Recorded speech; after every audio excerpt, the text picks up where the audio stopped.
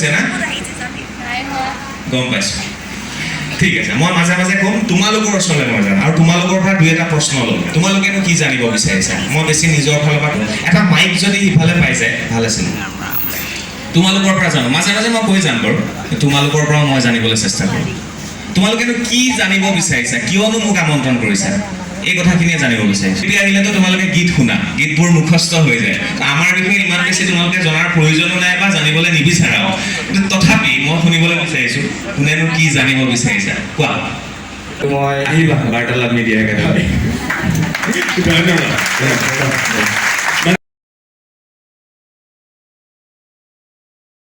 হৈছিলে মোৰ পেটত মোৰ বেক চাইডে আঁঠুত মোক চুৰিৰে আঘাত কৰা হৈছিলে গণেশগুৰিত প্ৰায় 29টামান চিলনি মোৰ দেহত আছে তেতিয়া অনুভৱ কৰিছিলোঁ সাংবাদিকতা নকৰোঁ আৰু শেষ কৰিম ইয়াতে কি কৰিম সেইদিনা এটা ভিডিঅ' বনাইছিলোঁ ঘৰলৈ যাওঁতে যে ঘৰত মোৰ এখন বিশাল গাড়ী আছে তো সাংবাদিকতা নকৰিলে মই ঘৰত খেতি কৰি চলি যাব পাৰিম পুখুৰী খান্দি তাত মাছ দি পেলাই মই চলি যাব পাৰিম নেমু মই তেতিয়াই লগাইছিলোঁ নেমু বিক্ৰী কৰি ৰিচাৰ্চ কৰি প্ৰেয়সীৰ সৈতে কথা পতাৰো মনত আছে গতিকে একো নহ'লেও গাঁৱৰ ঘৰখনত খেতি কৰি চলি যাব পাৰিম বহুতে কয় সাংবাদিকৰ ইমান টকা পইচা ক'ৰ পৰা হয় কেনেকৈ হয় মই নকওঁ সকলো সাংবাদিকেই ভাল সকলোৱে বেয়া কিন্তু তাৰ ভিতৰত এটা কথা সৎ আৰু সাহসেৰে কাম কৰি গৈ আছোঁ আজিলৈকে এই মুহূৰ্তলৈকে সঁচাক সঁচা বুলি কৈছোঁ মিছাক মিছা বুলি কৈছোঁ তাত যদি কোনোবাই বেয়া পায় ভাল পায় মোৰ ক'বলগীয়া একো নাই এইখিনি কৰি গৈ আছোঁ কাৰণে চাগে ৰাইজে এই মুহূৰ্তলৈকে চক্ৰপাণী পৰাশৰ বুলি অকণমান চিনা পৰিচয় হৈছোঁ ৰাইজৰ মাজত তাতকৈ বেলেগ একো নাই এনেকৈ এই সাহসখিনিৰে কাম কৰি আগুৱাই গৈ থকাৰ মাজতে জীৱনত ঘাত প্ৰতিঘাত বহুত আহিছে তাৰ ভিতৰত মই এটা গ'লোঁ এনেকুৱা বহু আহিছে এবাৰ কাজিৰঙাত তেনেকুৱা এটা ইনচিডেণ্ট হৈছে তো এনেকৈ জীৱনত ঘাত প্ৰতিঘাত গৈ আছে তাৰপিছত ভাবিলোঁ জীৱনত অকলে আগুৱাই যোৱাটো অসম্ভৱ মানুহ লাগে খুব বেছি মানুহ লাগে আজি মোৰ বাৰ্তালাপ মিডিয়া একাডেমীত প্ৰায় 50জন 100জন যিখনৰ পাছ কৰি ওলাই গৈছে 100জন মই সংবাদকৰ্মী জন্ম হৈছে তেওঁলোকে বিভিন্ন চেনেলত কাম কৰিছে তেওঁলোক মোৰ তালৈ আহে এই যে মানুহৰ শিকলিডাল মানুহ যে বনাইছোঁ জীৱনত এটা বস্তু শিকিলোঁ ধন ঘটাতকৈও মানুহ বনোৱাটো খুব বেছি প্ৰয়োজন তো জীৱনত মানুহ গঢ়িবলৈ শিকিলোঁ চেষ্টা কৰিলোঁ মানুহ গঢ়িবলৈ আৰু এনেধৰণেই মানুহ গঢ়ি গৈ আছোঁ মোৰ আছিল হিষ্ট্ৰীত মেজৰ যদিও মই ছয়দুৱাৰ মহাবিদ্যালয়ত গোটেই দায়িত্ববিলাক পালন কৰিছিলোঁ অঞ্জন ওজা ছাৰ আছিলে তেতিয়া বাইদেউ চিনি পাব চাগে অঞ্জন ওজা ছাৰে খুব দায়িত্ববিলাক মোক সঘনাই দিছিল চক্ৰ এইটো কৰা ক্লাছ কৰিবলৈ সময় পোৱা নাছিলোঁ লৈছিলোঁ আকৌ হিষ্ট্ৰীত মেজৰ তো হিষ্ট্ৰীত মেজৰলৈ খুব ধুনীয়াকৈ অনাৰ্ছ পাছ কৰিলোঁ অনাৰ্ছ লৈ পেলাই তো এনেকৈ পাছ কৰি পেলাই গৈ থাকিলোঁ গৈ এতিয়া সেই কলেজত যে মই হিষ্ট্ৰী পঢ়িছিলোঁ তাৰ কিছু প্ৰতিফলন মোৰ এতিয়া হৈছে মই তোমালোকক এইটো ক'বলৈ গৈছোঁ যে জীৱনত তোমালোকে যেতিয়াই যি নিশিকা সেইটো ঠেকি শিকা দেখি শিকা লিখি শিকা পঢ়ি শিকা যেনেকৈ নিশিকা অভিজ্ঞতা গোটোৱা সেইটো তোমাৰ জীৱনত কেতিয়া প্ৰয়োজন হ'ব তুমি নিজেই গম নাপাবা আজি ইয়াত যে মই ভাষণ দিবলৈ আহিছোঁ মই এই যে ঘূৰি ফুৰোঁ যে গোটেই অসমখন ইপাৰৰ পৰা সিপাৰলৈ শদিয়াৰ পৰা ধুবুৰীলৈ উজনিৰ পৰা নামনিলৈ মই প্ৰতিটো দিনত প্ৰতিটো মুহূৰ্তত মই শিকিছোঁ মই গণসংযোগ বুলি যিটো অনুষ্ঠান কৰোঁ ND24 সেইটো হিষ্ট্ৰীৰ ওপৰতে মই বিভিন্ন স্থানত যাওঁ তাত হিষ্ট্ৰী ৰিলেটেড যিবিলাক বস্তু তোমালোকে বহু অনুষ্ঠানটো চাবা দেওবাৰে 7:45 অনুষ্ঠানটো আহে শদিয়াত ধুবুৰী কেনেকৈ হ'ল হয় ৰঙামাটি নহয় গুৱাহাটী কোনে কৈছিলে মোগলে ক'ত আক্ৰমণ কৰিছিলে এই যিবিলাক কাহিনী এই কাহিনীবিলাক মই হিষ্ট্ৰী পঢ়োঁতে মই অসম হিষ্ট্ৰী ইণ্ডিয়ান হিষ্ট্ৰী বা ৱৰ্ল্ড হিষ্ট্ৰী যেতিয়া পঢ়িছিলোঁ তেতিয়া তাত পাইছিলোঁ আৰু এতিয়া সেই জেগাবিলাকত যেতিয়া মই যাওঁ সেই স্থানবিলাক যেতিয়া মই ভ্ৰমণ কৰোঁ তেতিয়া মই কথাবোৰ সলসলীয়াকৈ ক'ব পাৰোঁ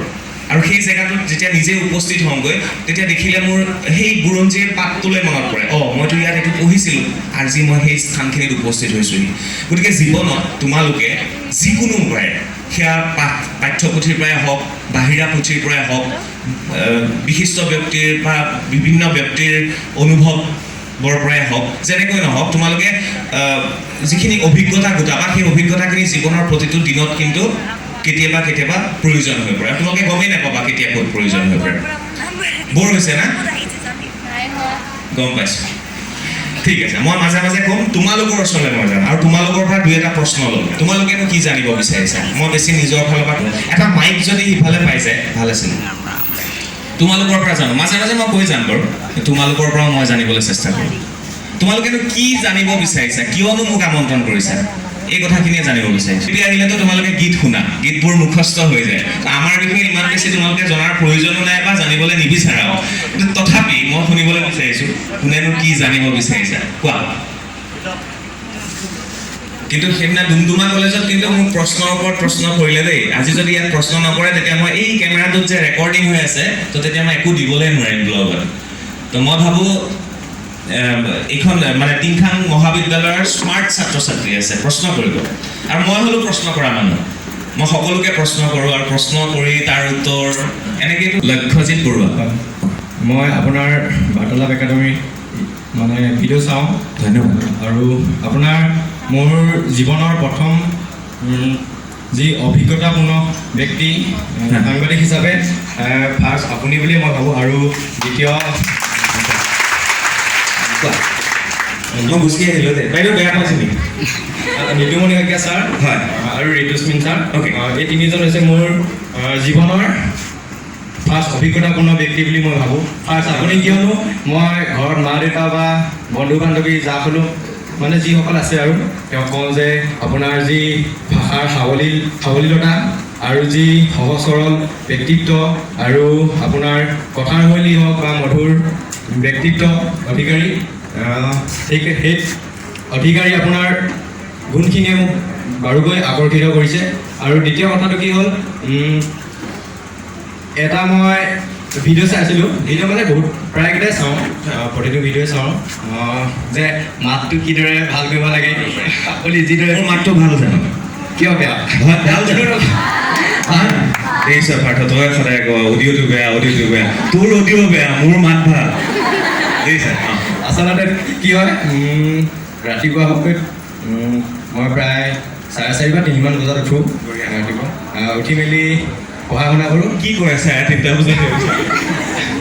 উঠোঁ আৰু উঠি মেলি কি হয় পঢ়ি শুনি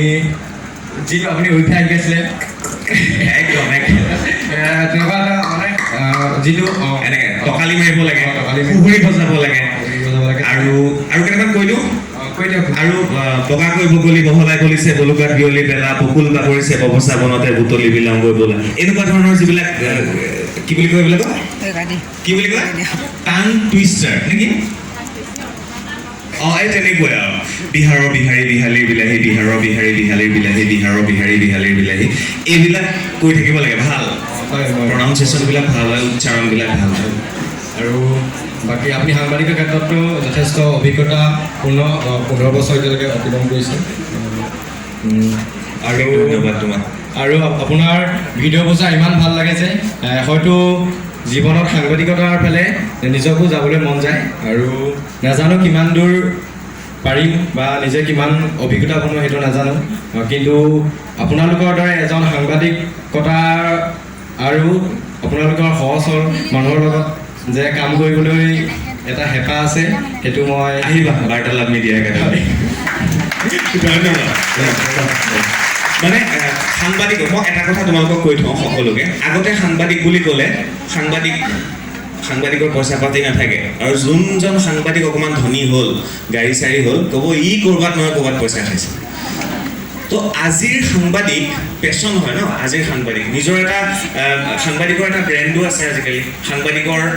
সাংবাদিকেও মাৰ্চিডিজ কিনিব পাৰে সাংবাদিকেও ডাঙৰ ঘৰৰ বিল্ডিং বনাব পাৰে হয়নে কিন্তু সৎ উপায়েৰে কৈছোঁ আজি মই যিখিনিলৈকে কৰিছোঁ মই সৎ উপায়েৰে কৰিছোঁ কাৰণ কষ্ট কৰি কৰিছোঁ সদায় ৰাতিপুৱা গধূলি দৌৰি আছোঁ কাম কৰি আছোঁ ভাগৰিতো পৰা নাই গতিকে কোনো কেতিয়াও ভাগৰি নকৰা আৰু কাম যে যদি ভাবিছা কাম কৰি পেলাবা বেছি চিন্তা কৰি নাথাকিবা উত্তৰটো পাই যাবা আৰু ইয়াত মই এটা অনুভৱ কৰিছোঁ বাইদেউ যিহেতু মহিলা আমাৰ ৰাষ্ট্ৰপতি মহিলা ইয়াত ছাত্ৰ আৰু ছাত্ৰীতকৈ ছাত্ৰীৰ সংখ্যা বেছি মই সেইটো আহিয়ে অনুভৱ কৰিলোঁ হয়নে বাৰু ইমান ছাত্ৰী চোৱা গতিকে আজিৰ বা যিখন ভাৰতবৰ্ষত মহিলাই শাসন কৰি আছে হয়নে দ্ৰৌপদী মুৰ্মু ডাঙৰীয়া তেখেত গমেই পোৱা তোমালোকে মানে জনজাতীয় লোকৰ পৰা তেওঁ আজি ৰাষ্ট্ৰপতি হৈছে গতিকে মই তোমালোকক এটা কথা কৈ থৈ যাওঁ যদি জনজাতীয় লোকৰ পৰা ৰাষ্ট্ৰপতি হ'ব পাৰিছে তুমি মই নোৱাৰিম পাৰিলে নাই এই বস্তুটোৱে লাগে যদি শচীন তেণ্ডুলকাৰে 15 বছৰ বয়সতে ইণ্ডিয়ান ক্ৰিকেট টিমত খেলিব পাৰিছে তো তুমি মই নোৱাৰিম নেকি নোৱাৰাৰ শব্দটো ডিক্সনাৰীৰ পৰা আঁতৰাই পেলাই একদম চিম্পল নোৱাৰিম পাৰ্থই কেতিয়াবা কয় এতিয়া মই তই আহেফালে উঠিয়া এই মোক কালি কৈছে ছাৰ আপোনাক কিন্তু মানিছোঁ কিয় মানিছিলে মোক এতিয়া এইখিনিতে আহি কয় কিয় মানিছিলি কালি মোক গাড়ীত উঠাৰ লগে লগে গোটেই ৰাতিটো শুই আহিছোঁ মই গাড়ী চলাইছোঁ কিয় কালি মানে যিটো কষ্ট দেখোঁ ছাৰৰ মানে আমি শলাগ ল'বলগীয়া ঘৰত মানে মাহটোৰ প্ৰায় আমি দেখাত যিহেতু আমি ছাৰৰ ঘৰতে ওচৰে পাজৰে থাকোঁ দেখোঁ মাহটোৰ প্ৰায় 3-4 দিনমান ঘৰত থাকিব পাৰে নেকি আজি এতিয়া আহিছোঁ আজি